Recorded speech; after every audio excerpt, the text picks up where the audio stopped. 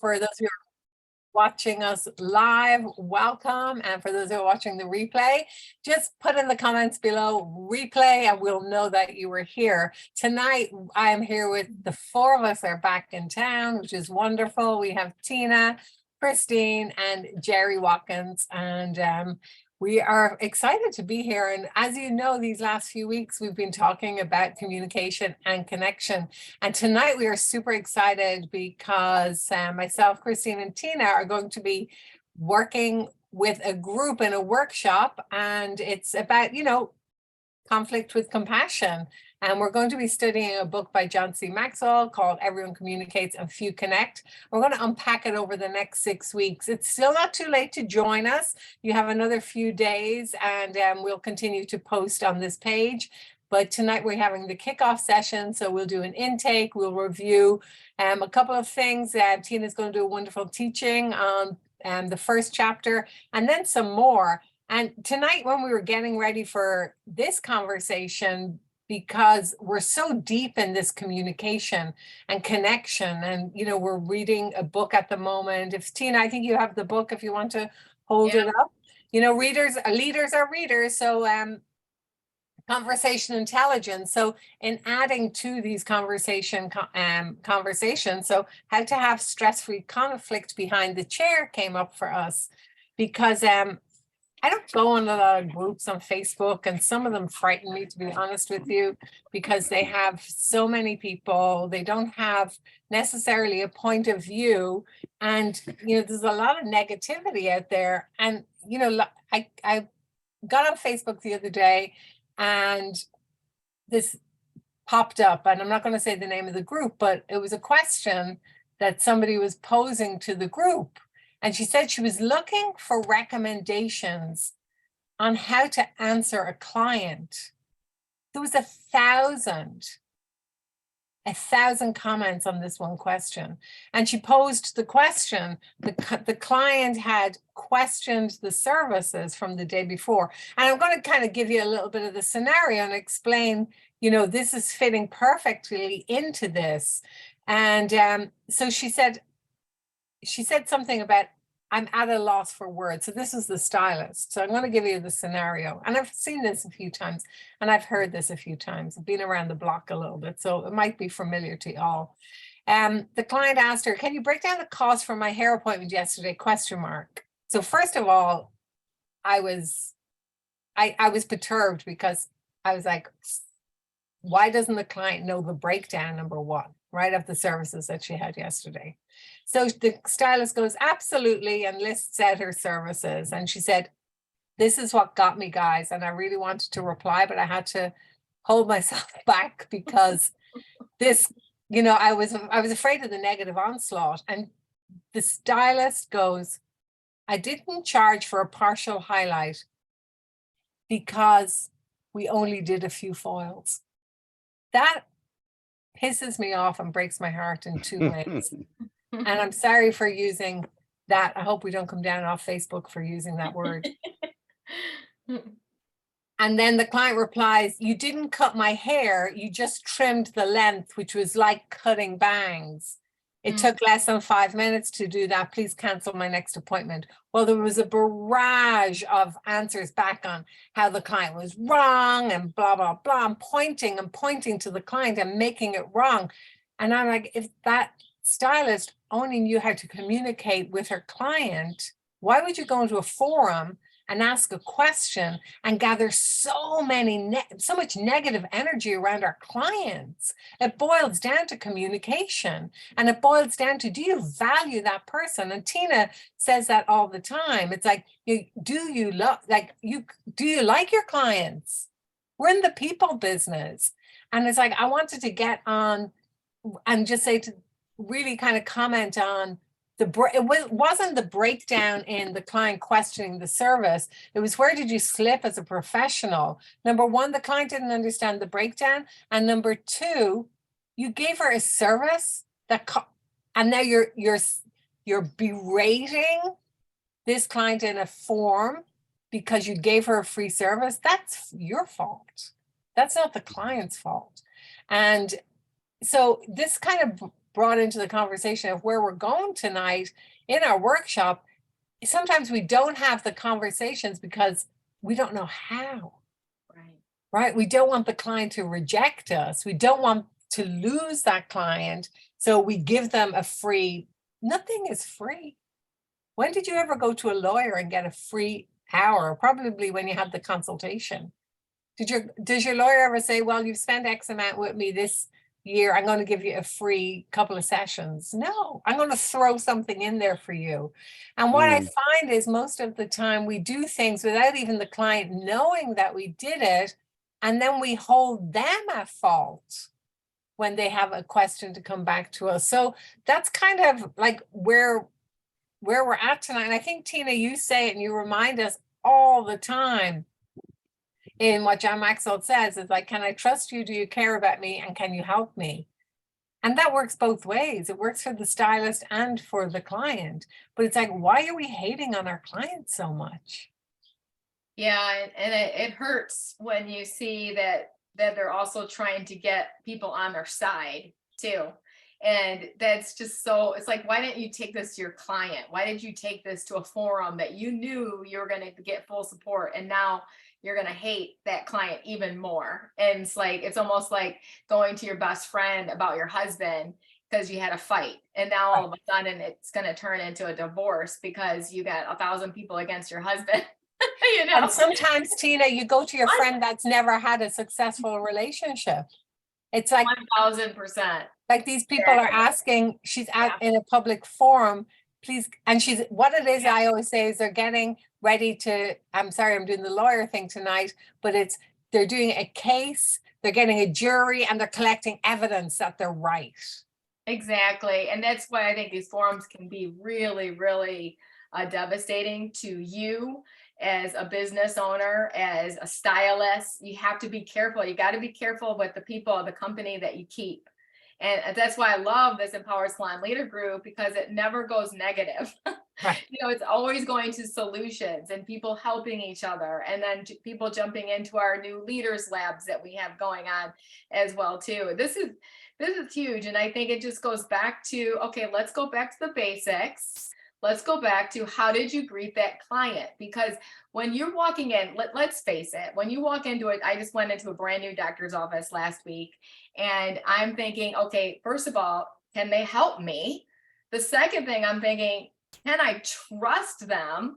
And the third thing I'm thinking all at once too, do they actually care about me? Are they really going to take care of me? And so by the end of the appointment, you know, they ticked the boxes pretty good for me. They're at about a 90%. Okay. There was a couple like iffy things that occurred during the appointment, but it was like, I'll be back, because, you know, it's like you hit a 90% level, I'm going to come back. Right. So that's what our clients are thinking too. And so let's go back. Like, how would you grade your greeting with that guest? Like, do they, like, what is your dress code? What do you look like? You know, what's your hair look like? Your makeup, everything about you. They're sizing us up and down no matter what. I mean, come on, we're in the beauty industry, people. Like, let's think about that first of all. And so let's grade yourself on that. Let's grade yourself on the consultation. How did you have that consultation? And, you know, we've been talking a lot about this, and Christine, I know you're really hot on this topic too. You know, are you, like, if a guest wants something, let's say, and I get it, because you want to make that hair perfect, and you know, you're an incredible stylist, Christine, and I know my team is. I'm not a hairstylist at all by any means. And so I start to look, and they want to make that hair perfect, right? And so, but do you want to be a connector, or do you want to be a corrector? And so in the first appointment, like, okay, well, let's get closer to that goal. Okay, you have black hair, you want to be blonde. Let's get closer to that goal, but how can you connect with them instead of correcting them and then getting all over social media because you decided to go ahead and make them blonde in one appointment, you know, when they have black hair color. We all know how that turned out, right? So Christine, bouncing off of you with that, like, how do you, with a client, let's talk about clients, because how do you first connect so that they become a lifelong client? Because I'm sure you've had a lot of tough clients over the years. And I know my daughter has said, Mom, you don't have any idea like how we are treated in this industry sometimes by clients, the way that they speak down to us and things like that. And so she has to really work hard to connect with these guests to make them lifelong clients. And she's done extremely well in the 12 years that she's been in practice. But what advice would you give, especially a young hairstylist? I think I want to start by saying that I think you said we're in the people business, and I think now doing a lot of communication training and really teaching my staff, my team communication training, I could honestly see from the beginning stages of not having any communication training to doing 4, 5, 6, 7 years of training with my team. I could really see the difference of them being able to receive feedback, for one. So where maybe in the beginning stages, they would take things very personal, and they would have this feeling of, I'm being attacked, it's about me. But then learning to receive feedback, like when you receive feedback, the first thing that you have to say is thank you. And when you say thank you to a client that is giving you feedback, it automatically keeps them at a place of, wow, I feel safe. Because how do you have a conversation with somebody and somebody a stylist may be upset if a client doesn't want to let them know how they feel. But let's think about this for a moment. The guest is coming in, they feel very vulnerable to begin with. And we have to remember that. A lot of times people they're very insecure about getting their hair cut. They don't know what they want to have done. So right away, they feel vulnerable. So I think we have to have empathy to understand, like, how do they feel? Where are they coming from? And if someone wants to give us feedback about the service, we can't take it personal. We have to understand that this is about them. And it reminds me about speaking, because when we're nervous to go in and speak in public, we're actually being very selfish because the focus is on us. When really it should be, we should be worried about what the people in the room are going to learn, not about what we look like. And I think it's the same thing for stylists behind the chair. We have to learn to be more concerned about how our client feels and how they feel about their hair versus what they say to us. And so sometimes I think that clients don't know how to say it. They feel bad about saying anything. And so I remember learning this very, very like early on in my career. And that is, if a client leaves, and usually happy clients will only tell 1 or 2 people, but a negative client that's mad will tell hundreds of people.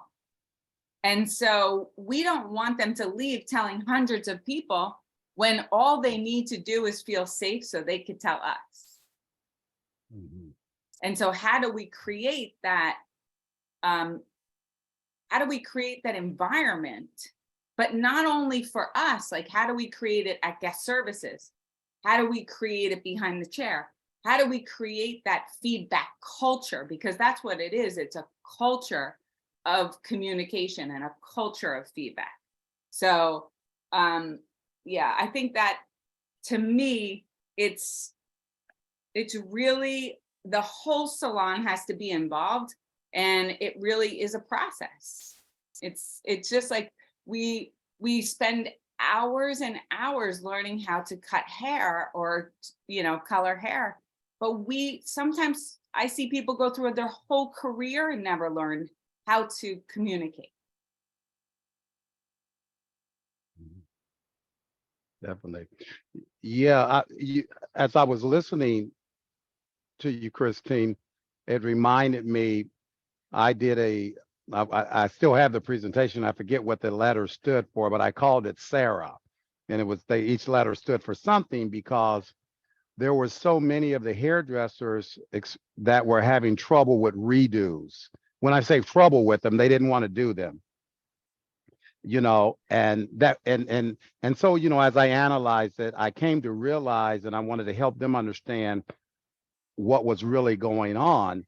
And part of it, I helped them understand, is that they took it personal, right? Which I said is great, that you take your job very seriously and you don't just blow off a redo like, oh, she's just crazy. It's good that you get hurt. It's okay that you get hurt, but understand what it really means when a client says, I need to have a redo, or I didn't like my hair. The fact that they reach out to you, it really means they want to do business with you still. That they, and a lot of people weren't getting that when a client calls in to complaint, they're really telling you that I want to do business with you. 1 second here. I'm sorry, my battery is a little low, so I have a friend that brought me a battery. Thank you so much. They're really telling you that I still want to do business with you. And that is, the first thing that they needed to understand, is that I still have a chance to save this client if I keep my attitude right. And as far as what we really focused on with getting our people to understand what it meant to be, how to create a culture that the client feel comfortable with, was to have them understand that it's a coaching first time I heard it was as a coach, is that clients don't care how much you know until they know how much you care. Yeah. And that was the mentality that I had to learn to take with the clients, is once they see that you really care about who they are, that changes. What's that saying you were just saying, Tina said, can I trust you? That's where that starts to happen is when you take the wind out of when you take the energy out of that situation where they have to protect themselves. Because if they don't know, like we would get people in that would have like if a client comes back and you say, well, your bangs are fine or your color is fine, what you don't realize you're communicating to them is now they got to protect themselves because they think you don't get it, is what you're really seeing. And so, and so just really, as we're doing tonight, is helping people understand what's really being communicated. Yeah. When you sit there and a lady starts tearing up because you cut her bangs too short, before we understood this, we would always, the other hairdresser, you'd reach over and say, Mark, well, what do you think? Are they too short? He said, no, I think they look really, really good. And then Sabia would chime in. It's like, now the client's really scared. It's like, I just told you guys the bangs are too short. You're trying to convince me that they're long. I can't trust you guys to protect me here. And so we had to start learning to like, okay, no, let it go and deal with it. They're too short. You better get that. That's what she believes, and that's where you better go with it. And if you get it, in other words, if you get her, she can forgive you. Yeah. But when you push back, she's thinking, I can't trust you guys. She's not. I have something to share. I think this is So good, Jerry. so good, Jerry. Like, I love this. I so love this. Because I think I shared this with Tina and Nuala, one of the stylists were sharing with an apprentice on how to do something. And the apprentice wasn't really paying attention. She wasn't listening to the stylist and taking direction. And guess what? The client would not go to her to have her services done, wouldn't go to her Mm, for a blow dry, doesn't want to sit in her chair. And it's mm, very similar to what you're saying, because it's that whole process, like, are we listening? mhm. Right, right. Yeah, yeah. Because I people have got to know that you hear me. Do you? And in fact, and I know you guys will all agree with this. We had to start getting people to understand. Not only do you need to hear them with your ears, you need to feel their pain. See, I mean, because I've made some blunders. I remember I cut a girl's hair off because we were excited to see each other. She traveled in from out of town. She had moved out of the country, out of the state. So she would travel in, and we were so excited to catch up. And she told me she wanted a bob. She had long hair. She was a long hair girl, Tina. And somehow she changed her mind. And I don't remember that ever taking place. And I had cut her hair, cut the back off into a bob. Oh my God. She says, "What are you doing?" I says, "Well, I'm cutting your hair." She says, "No, but I said I don't want, I changed my mind." I didn't get that part anywhere. I still today don't remember her ever saying that. Well, she forgave me, even though she was just so pissed. Because I mean, she had long hair. She forgave me because she knew I felt so bad. I felt her pain. I didn't try to get out of it. I didn't try to say, "Oh, but I didn't remember you saying this." The fact is, Jerry, my hair is gone.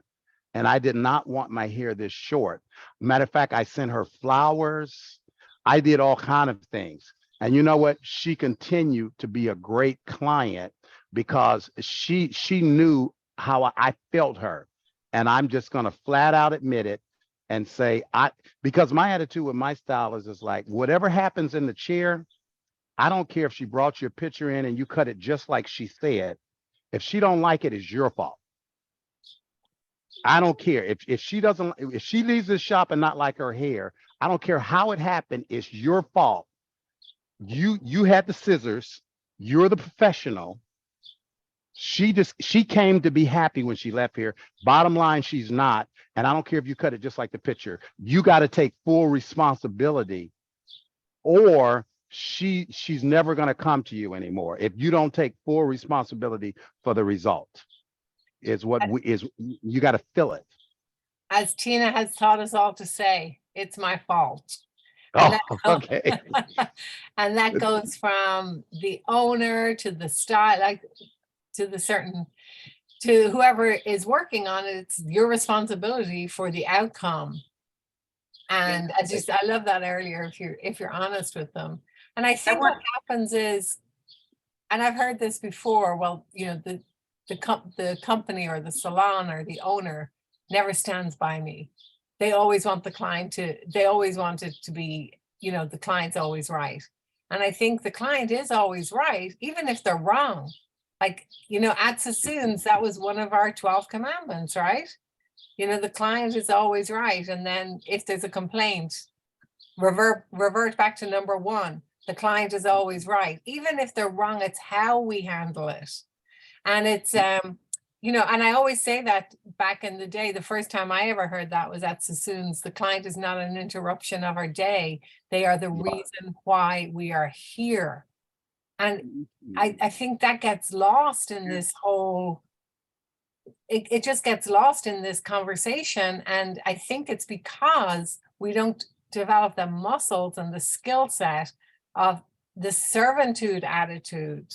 It's like we're in the business of service. Exactly. And if you're not capable of providing that service, you're in control of either increasing your skill set by, we know that by tonight. It's like, it's something you can learn. You can learn how to communicate. We can't assume that our stylist or our staff or our team knows how to handle a conflict.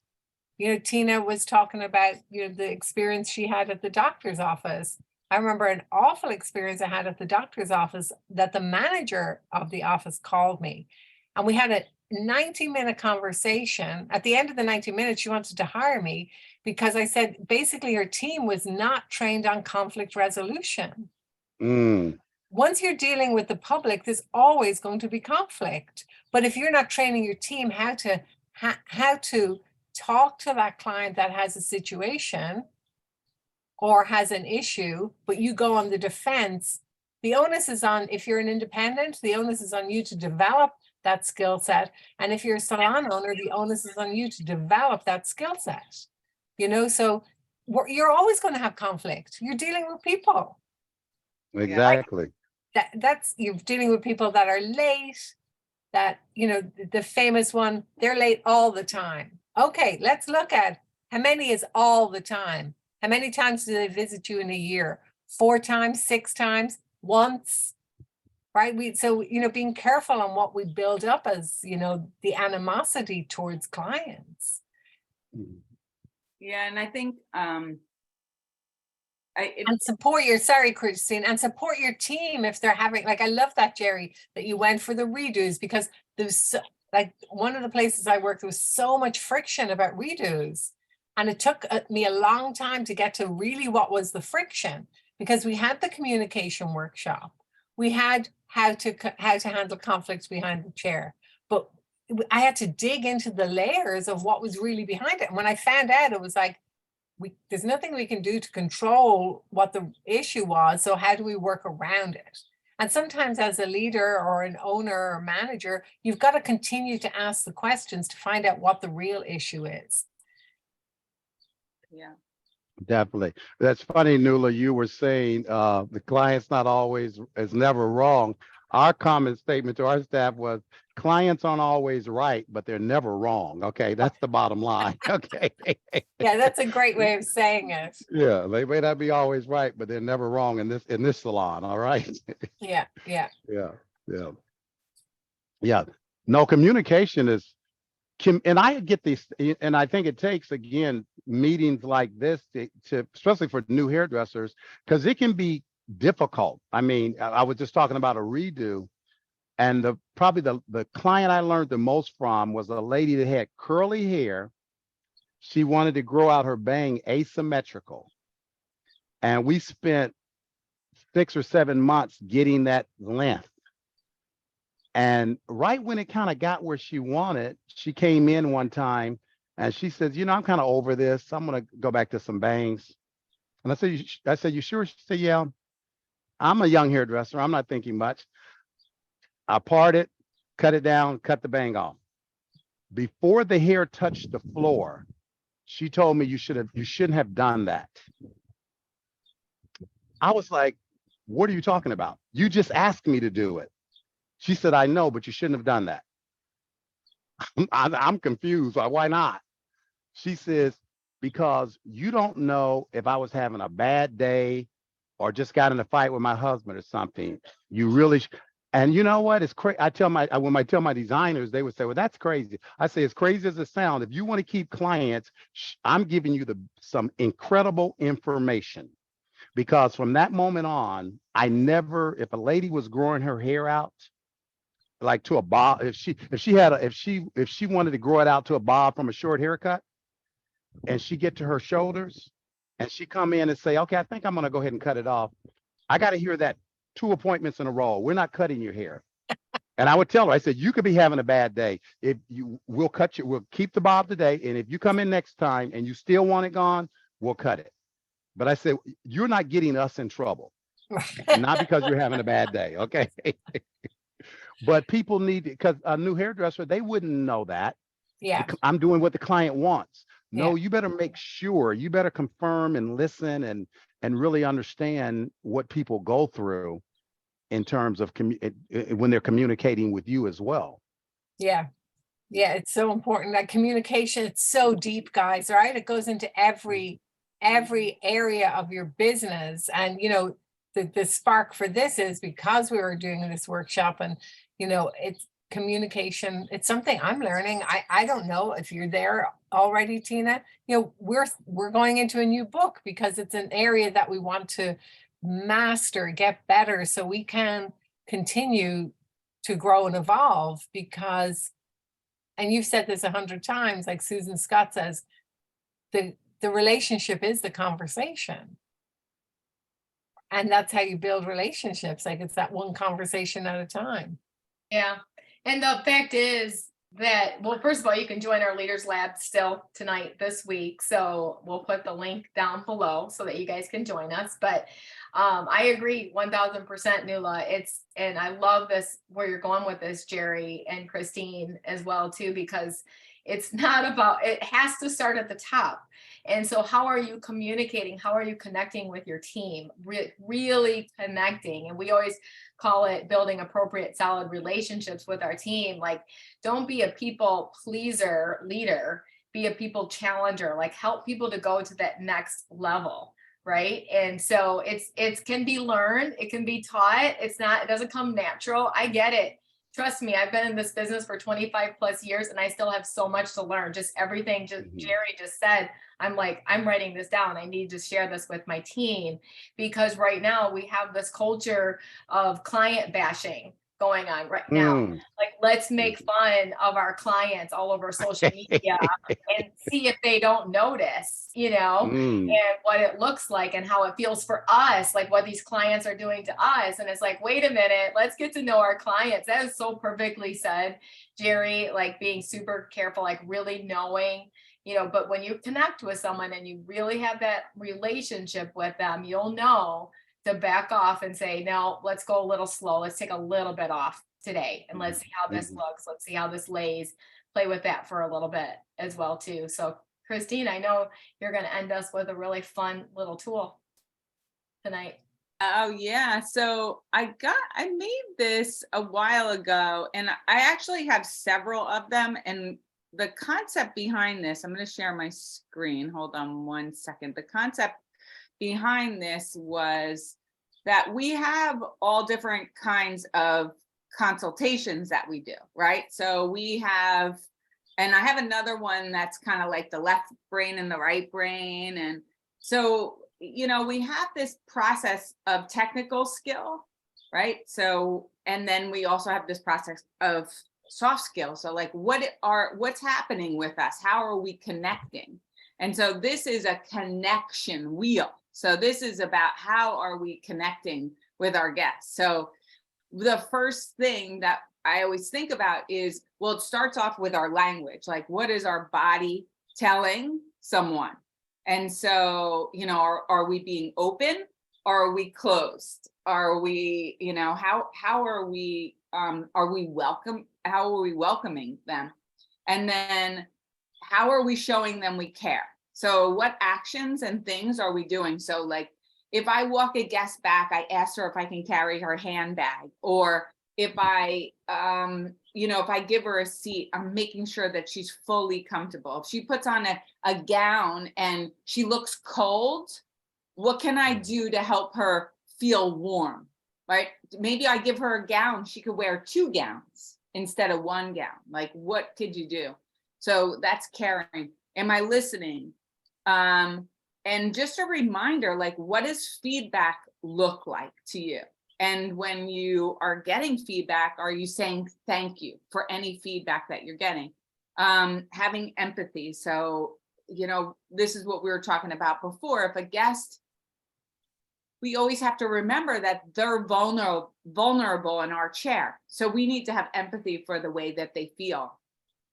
To be a guide, like we're guiding them on this journey. So that comes with, how are we showing them? How are we making, and like, we sometimes could assume that someone knows what are highlights. Well, if we, as creative as we want to be, guess what? There is so much creativity in highlights.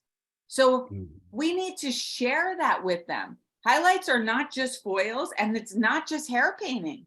There's so much more. So what are their options? And we need to guide them. We need to really assist them. So I say assist them on their journey. Like, you're guiding and you're assisting them, you're helping them, you're educating them. We need to have compassion. Like, how are we having compassion for them? Common ground. So this is, to connect, we need to find common ground with them in some way. Be visual. So this is a reminder of Pinterest, use it. It's such an amazing tool to use. And then grace. So we, sometimes clients can be difficult. So, I mean, they can be, but I always say, assume sometimes that they may be, because then you could go in with this expectation that I'm going to have challenges sometimes, but I need to have grace for these guests that are coming to see me, because they're looking for recommendations and they're looking for me to have grace. They're looking for me to understand, give options. So a lot of times what happens is I tend to think that people think that we do single processes, partial highlights, and full highlights. And that's our menu. Like, so, but yet we want to be creative. So a partial highlight, a single process, and a full head of highlights is not, it doesn't sound creative, but what if you can give them options? What if you showed them the trends? What if you showed them what different highlights can do for them, so that they don't just pick the same thing off the menu? Explain prices. So this is a big one. Like, why are they being charged? How are they being charged? What are they being charged? Like, I always try to remind my team all the time, clients should never get to the front and say, I didn't know how much it was going to be. Or, right. Oh my goodness, it's $600. What did we do for $600? Like, they should never have to say that. Or the price is different this time than it was last time. We should just explain it. So, and I want to just go back to the options, because if you gave somebody a low price, a medium price, and a more expensive price, then you're giving them options. And sometimes, and most of the time, guess what? They want the more expensive one when you explain it's on trend. This is what you're going to get. Usually they always pick that one. Confirm and repeat. So, whatever we do, we have to, like Jerry. Okay, so you said that we were going to cut it all off into a bob. So if Jerry would have said that day, that guest wouldn't have been so mad. Yeah, I wish I had help. So confirm and repeat back to them what they say, and then educate them. This is about how are they going to repeat what you're doing in the salon? How are they going to repeat? And then home care, explaining home care. So I think that when we use tools, or we make tools like this, it could help our team to then understand, what does connection look like? Because, I'm very good, like, I have to have visuals. So I hope this was helpful. So good. This was so good, Christine. And I love the visual of it. And they are the steps that we go through all the time. And just to see it out like that, it's so helpful, because if you miss a step, all you have to do is go back and refer to this and go, okay, where did I miss the step? And that's why I say, where did you slip? Because we all can make mistakes, but you can recoup yourself, by, as Jerry said, by repeating. Are you sure you want to take what we've been growing at for the last 6 months right back up? You know what I mean? Making sure that we repeat, or if a new client comes in and they want a huge change, you find out, is everything okay? Have you changed your job? There's leading questions you can ask, and this is wonderful. What a great guide and a great gift. And I think we're finishing up right on time. So it's not too late to join us. We've put the link in the chat. I'll also post the link again when we're off. And we will be closing probably, we'd love you to join as soon as possible, but we will be closing registration this day next week, because then we'll move into the group that we're with, and it will be for 5 weeks that we're going to be doing this workshop. So super excited, guys. What a great conversation. And I think, it's a huge part of our culture, having, communication, working on both ends. And I would just put out there that if there's anything that you would like us to touch base on with communication, please comment below, because this is a big topic. And, it's a topic behind the chair It's a topic as a leaders with our teams. So we would love to hear from you. What are your challenges with communication? We would love to hear that. So comment below and let us know. So Good. Take care, everyone. Good night. Bye. Jerry, Night. enjoy your friends. I can see you're already, Yeah, I'm outside now. you're moving to Okay. cocktail hour, okay? I'll Bye, talk with you everyone. guys. Bye-bye.